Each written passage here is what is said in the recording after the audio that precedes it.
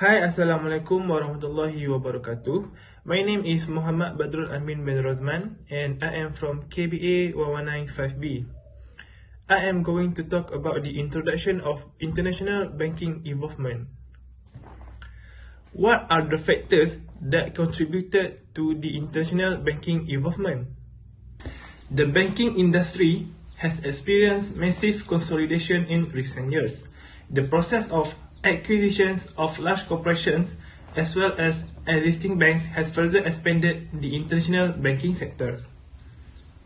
Although competition is beneficial to any industry, the banking industry's rise has become a point of contention among bankers because the benefits they receive are derived from increased competition. The banks will be put under strain as a result of developments in the worldwide financial sector. Furthermore, strategies and systems will be in constant flux. There is also the bank agency to consider. The establishment of the agency will establish a link between the representative office and the bank branch. This bank, on the other hand, doesn't accept deposits. They just provide customer service and advice. In Malaysia, for example, international banks like Citibank and Standard Chartered have engaged agency. There are various more approaches to break into the country's market through forming institutional partnerships. For example, to operate in Malaysia, the agency cooperated with MITI. There are several other types of banks that are formed from the original bank but use different names. Through the development of international banking sector, these banks has been formed, which consists of connected bank, offshore banking, consultant bank, and cross-border banking. I think that would be all from me.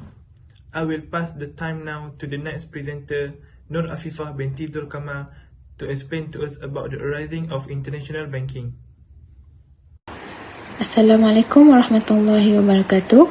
My name is Nur Afifah binti Kamal from KBA 1195B.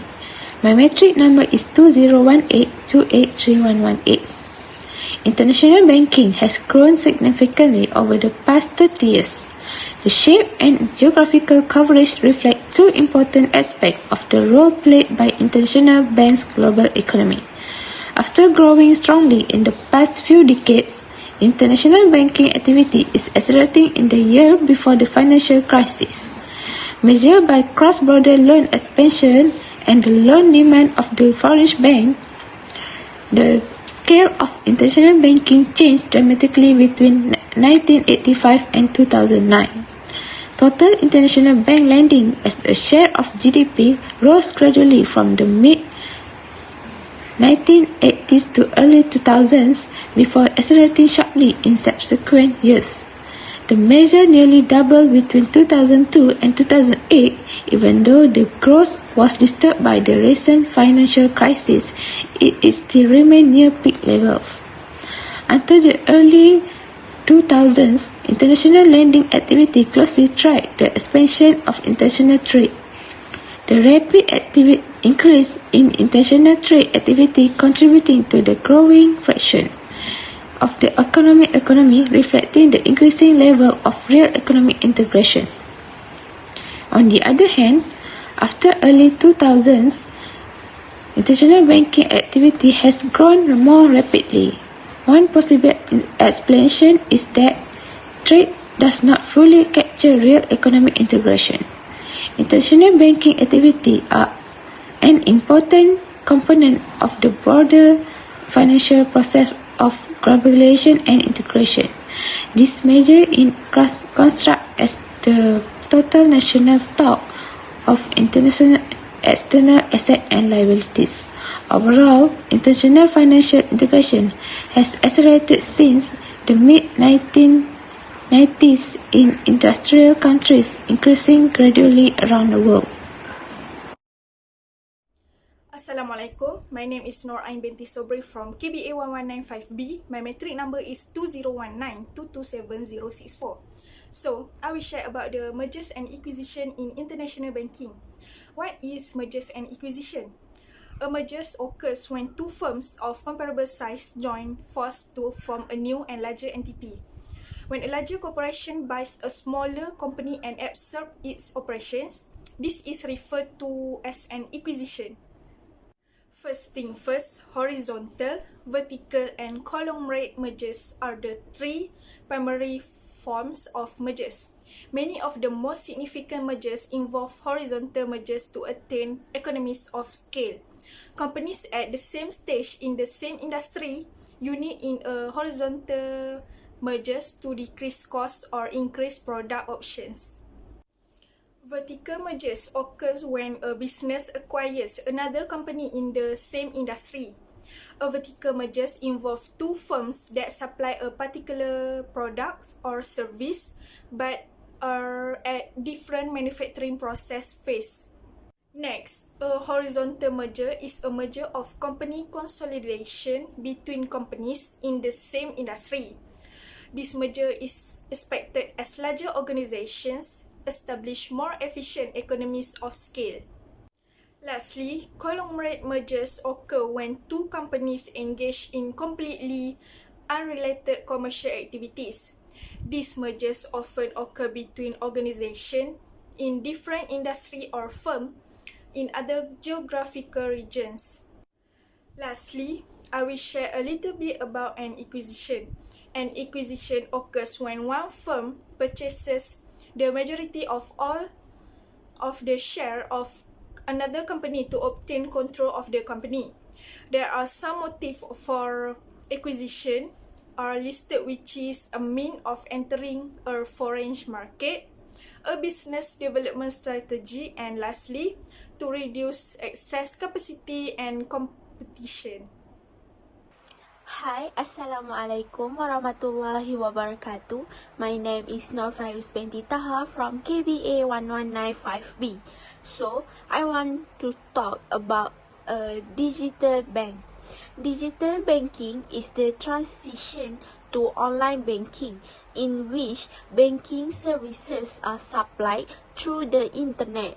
The transition from traditional to digital banking has been gradual and continuous, with various degrees of banking service digitization. Digital banking is characterized by high degrees of process automation and web-based services, as well as APIs that enable cross-institutional service composition to supply banking products and facilitate transactions. It allows customers to access financial information via PC, mobile, and ATM services. The earliest versions of digital banking date back to the 1960s, when ATMs and cards were first introduced.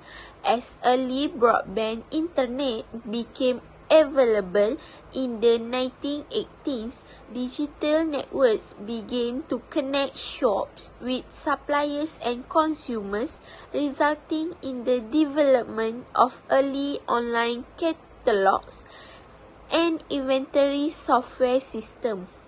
By the 1990s, the internet had become widely accessible and online banking had become commonplace.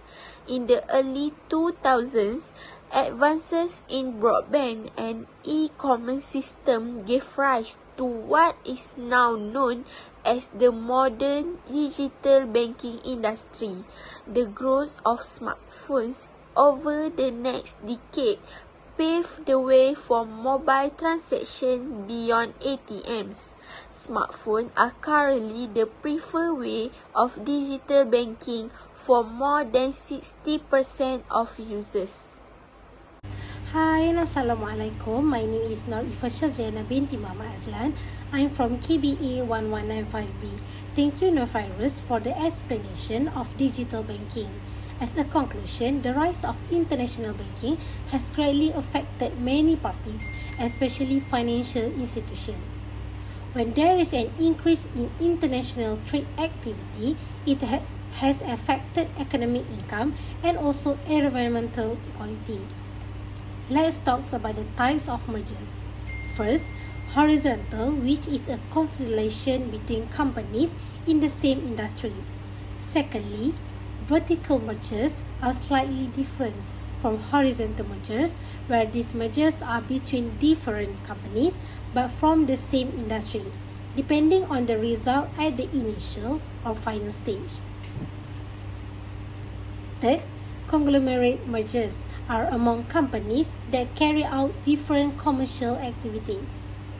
When there are these mergers, then it will create acquisitions. These acquisitions are one of the strategies for business growth and well known. All the mergers and acquisitions has been explained by Nurul Ain before. Not forgotten, digital banking is also one of the undeniable developments nowadays because it brings many benefits to many parties, such as a customer.